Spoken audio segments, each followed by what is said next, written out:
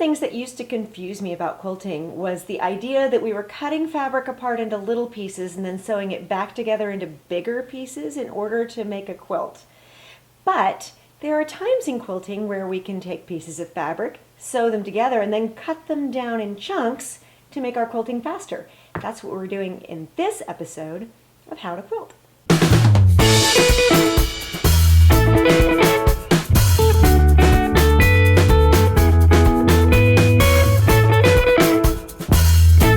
I'm Deborah Mobies of Whipstitch, and in this episode of How to Quilt, we are making the Lattice quilt block. This is an original design based on a historic quilt block that creates an optical illusion effect, which I guess I really like because there are a couple of different optical illusion blocks in this sampler quilt in the How to Quilt video series. This particular one gives the effect, the visual effect, that different fabrics are woven together almost like a basket inside the body of the block. When you make the same block over and over, it creates a really cool effect in the bigger quilt. But for us, we get to practice a particular skill that you will enjoy later on in your quilting experience.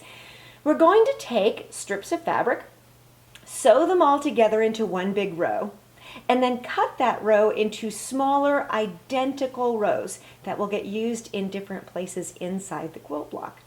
By making our block this way, we can eliminate some of the errors of repetition. So let's say we have to make 4 strips that are little bits of fabric, and they all measure 1.5 inches tall. If I make 4 of those, there's going to be a little bit of variability by definition, because I'm a human being, and there are cutting errors, and there are seam allowance inconsistencies. There are little bits that can creep in, 1/16 of an inch here or 1/8 of an inch there, that can make my results less consistent, which means that the finished block will be a little less consistent. But if instead I can make one larger piece, and then with my clear acrylic ruler and my rotary cutter, divide that into smaller units, and then sew those units into the block, I can eliminate some of those inconsistencies and get a faster, more efficient, more accurate quilt block. So, like the other blocks in the How to Quilt video series, I've already pre-cut all of the pieces necessary according to the pattern, which you can download for free from howtoquilt.video.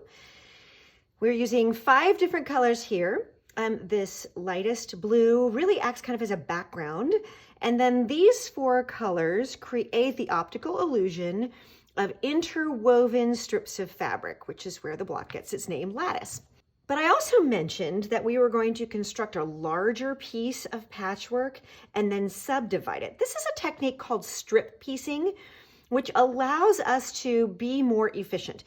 So rather than make 4 1.5 inch strips that are all the same, we make 1 6-inch strip, which is 1.5 times 4, and then cut it into 4 segments so we can maintain our accuracy but not do a lot more fabric. So in all of your pieces that you have cut out, you have a strip that is 2.5 inches by 6 inches. And we're going to lay those out. And then you have 4 strips. Oop, hang on. There we go. Like that. And then you have 4 strips of this lightest blue that are 1.5 by 6 inches. So I'm taking all my 6-inch pieces and I'm laying them out according to the order given in the pattern. So I've got my G, then my E, then my C, then my E, then my B, then my E, then my D, then my E. And I'm going to stitch these right sides together, straight across from left to right to make one long strip that is 6 inches in height and 12.5 inches in width.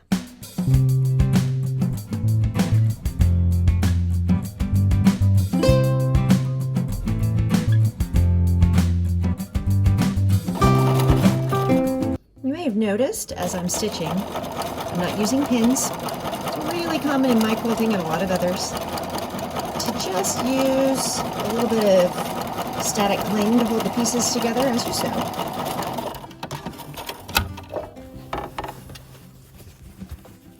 I take care to line up all my raw edges as accurately as I can, place it under the presser foot, and take that first couple stitches, usually by hand, and then I'm sort of lining everything up. A little tension, the needle's down. I'm using a little tension here to line everything up before I stitch.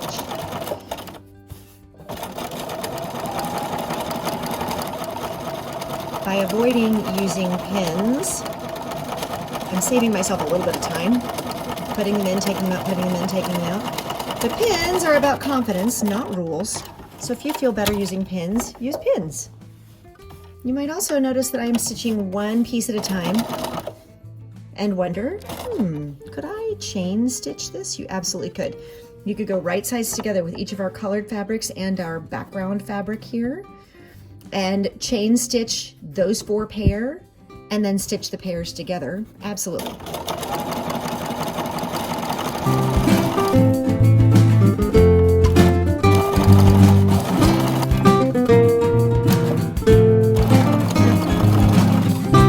And at the iron, we have the chance, oh my gosh, to trim off all these threads. Imagine if you just left these till the end. What a mess. Trim off all those threads that are hanging off and clean this up a little bit, and then we're going to press our seam allowances. Turn that over. Ooh, more threads. Pressing our seam allowances all in the same direction. You can see I'm putting just a little tension. I'm not pulling it because I don't want to stretch it. Putting just a little tension on it to open out those seams as I press all my seam allowances on my creaky ironing board in the same direction. And then what do we do next? We press from the right side. Because again, we don't want, it'll create these little ridges, so you can see it right there. Little ridges. And we lose some of our measurement there if it curls over just a smidge. It also, when we quilt, if you've got a little ridge along that seam line, you could end up with almost a fold tucked under your quilting stitches. So by putting just a smidge of tension on it as you press, and pressing from both the wrong side and the right side, we get a much nicer result. Back at the cutting table, we have our finished strip pieced segment there, which now measures 6 inches by 12.5 inches, which is what we're going for.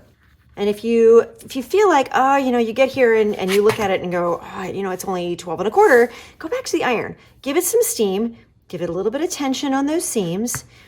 Don't do your best not to distort it, but go ahead and see if you can get a little more width in there. And then we're going to subdivide. So this is 6 inches wide when we measure it out. And I need 4 segments that are all identical. The order of the fabrics is identical, and each one is 1.5 inches wide. So you can see I've got a little bit of an error here. Whereas I was stitching and pressing, it's gotten a tiny bit distorted. I can do one of 3 things. I can cut all these pieces slightly larger and then trim them down to give myself that margin of error. So instead of cutting 6-inch strips, I could cut 7-inch strips, and then I know I've got an extra inch to play with. 2, I could take this piece back to the iron, try to use a little steam to adjust the shape of it.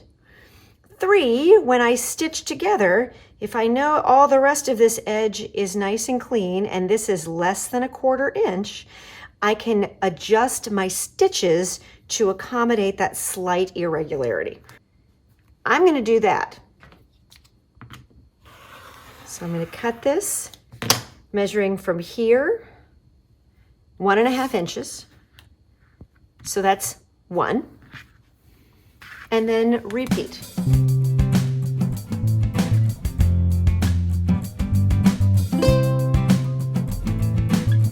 So let's set these aside. Now that we've made this one unit, which is divided into smaller chunks, we're going to use those chunks in different places in the block. There are 2 other units that get made, but they have some variations in which fabrics are included. So we've labeled those unit B, C, D, and E, and they go together exactly the same way.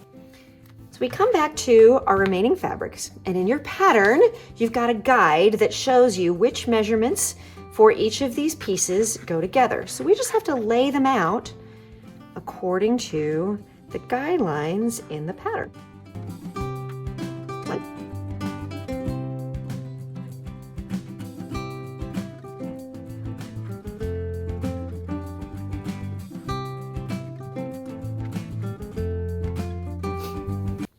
And you see how it's a little bit like a puzzle, where these two are the same measurements of pieces, these two are the same measurements of pieces, but the placement of the different fabrics has been changed.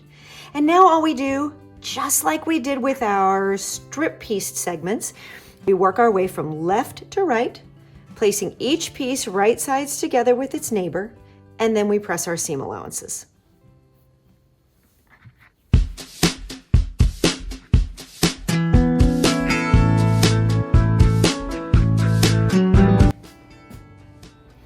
As we're working here, you can begin to see the benefit not just of strip piecing, because there are so many seams that you can get those incremental errors that add up, but also how nice it is to lay all the pieces out and work your way very systematically across. And you can start to see where you might want to consider that scant 1/4 inch seam allowance, because we're at the risk of these incremental errors, because we want to make sure we have enough space. If we're working with a scant 1/4 inch seam allowance, we buy ourselves just a little bit.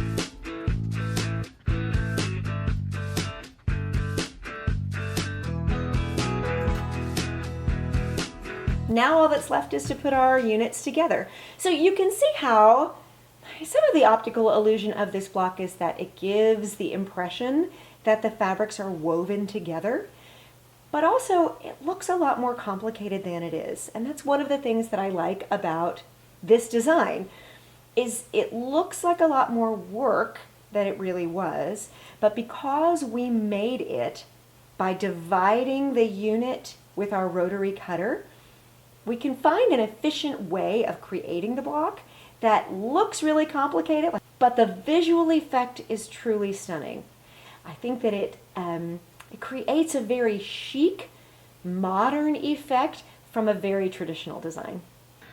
Now it's time to take the unit we started with and introduce it into our block according to the design, which allows you to begin to see the optical illusion introduce itself. This idea that the block is this woven piece, yes, where each of the 4 colors appears overlapped because we've put these pieces together. And this is where the consistency of our seams is so important, because we really want these seam lines to match up.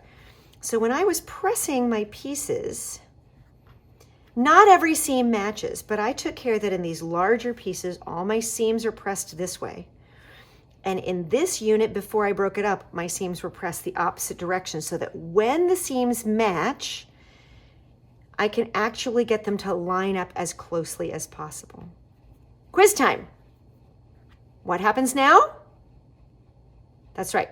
I'm going to work from top to bottom, and I'm going to place each row right sides together with the one below it, and work my way sequentially down the block until I've assembled the whole thing before I come back and trim. I'm also going to take the time at this stage, like we just said, to nest those seam allowances wherever it's reasonable. Not every seam will have a match on the piece to which it is attached, but when they do, I want to take the time to nest those as closely as I'm able. So here's a good chance to discuss. What do we do, Deborah, if I nest the seam, but the pieces between don't fit perfectly? You can put a little tension on one piece to draw it out. So say, for example, here, when I go to nest these seams, if my fabric is lying flat, do you see how this seam is definitely not going to line up there? So in order to nest it, I'm going to have to fudge a little bit because there's just a little extra fabric here. the question becomes, what's more important? And there are definitely differences of opinion in the world of quilting on that question. I think that nesting the seam is more important because it preserves the look of the block. And when I stitch, see how this one is stiff and its neighbor is not? When I stitch, I will put a little more tension on that, and I will keep the looser unit on the feed dogs and the snugger unit, the one that has less give to it, on top, so that as I'm sewing, the feed dogs are going to pull that looser unit through, and you are in essence easing in this section of the seam. So if you have any experience garment sewing, you'll know that when we install a sleeve, for example, or a curved hem, you want those feed dogs on the piece of fabric that has greater linear measurement. That's what we're doing here. I'm going to put this piece down and this piece up as I stitch this seam, and I'm going to pin so that my seams are nested when I take it to the machine. So again, I want to ease this seam in because the difference in measurement is tiny, right? It's just a very small difference. So I don't want to recut and resew everything. I want to see, can I be successful easing this seam in rather than redoing the patchwork? I can always redo the patchwork. Let's see though if I can use this technique to get a better result. So here we come. I'm going to cross this first match seam, and there's just a slight difference there. And I'm going to take it. And as the feet, do you see, you can already see that we are improving that difference, eliminating that difference as we go over it. Because the feed dogs underneath our presser foot are pulling at a faster rate, and the presser foot is actually pushing the fabric a little bit this way. So we're reducing that disparity as we go under the foot. Here's the one where you can really see, like, there's kind of a big difference there. I would say 1/8 of an inch, maybe 1/4 of an inch. Not quite 1/4 of an inch. And same thing, you can watch as it goes under the presser foot that we are eliminating that difference. I'm not pulling on this at all. I'm allowing the feed dogs to ease that together. But because I've matched my seams, I know that I'm not throwing off the overall dimensions of my units. Keeping my raw edges even. And I am using a scant-ish seam allowance. And then we go all the way to the end, right over those pins.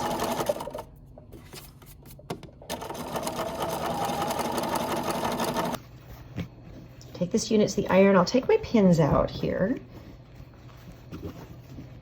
before I press it and trim my threads.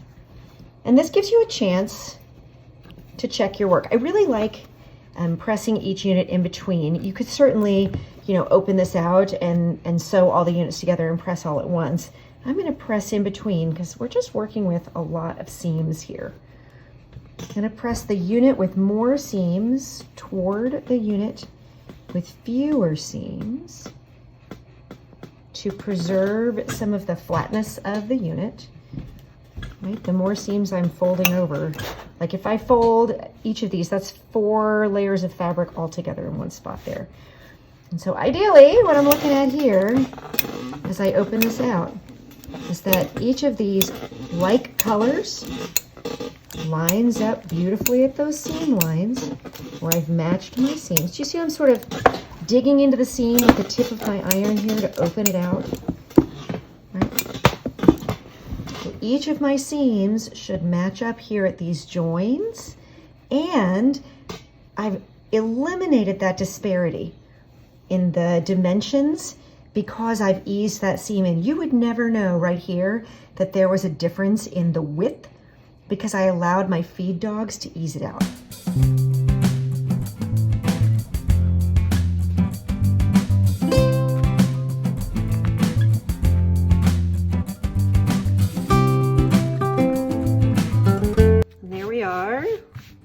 Our finished block.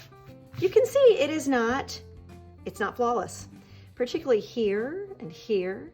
I have some errors where, full disclosure, these seams were not nested, And so, this is maybe 1/8 of an inch off. The seams definitely don't match.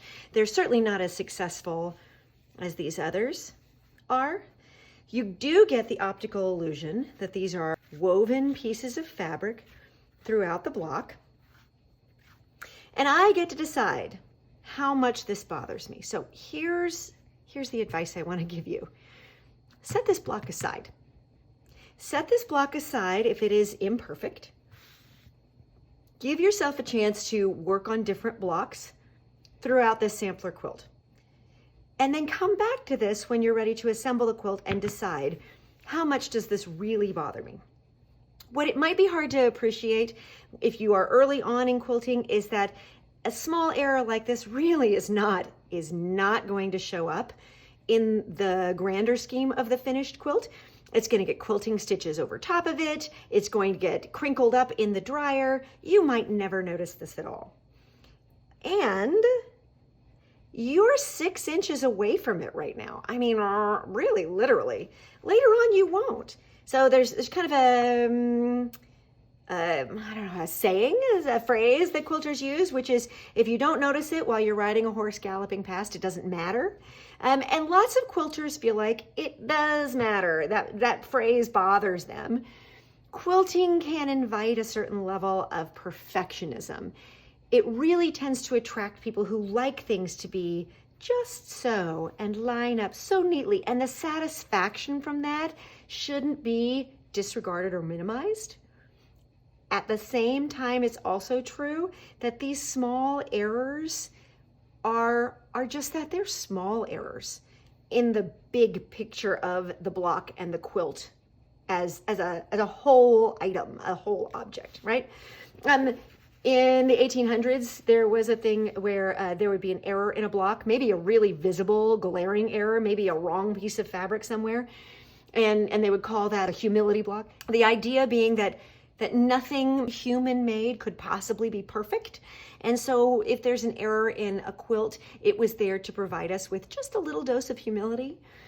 I would say today that we would call that a grace block, a place where we can give ourselves a little self-compassion, a little bit of grace, a recognition that what we are making is handmade. And maybe those sort of wabi-sabi tiny errors can be part of the beauty of that. Let's take our 12.5-inch ruler and we can trim it up. You can see I've used a scant 1/4 inch seam allowance throughout. Do you see how much margin I bought myself around the body of the block? More than maybe in any of the other blocks that we've looked at so far.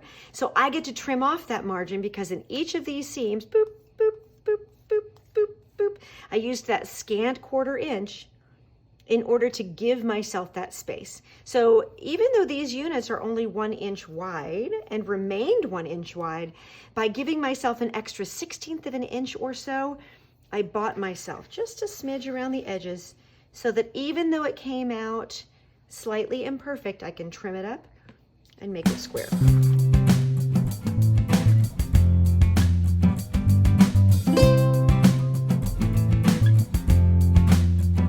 And that's it, the lattice quilt block. This is an excellent skill to have, and I hope will encourage you to mentally begin taking apart quilt pattern designs and thinking through ways to make the construction as efficient as possible. After this, we move from working with squares and rectangles to working with triangles in the next episode of How to Quilt.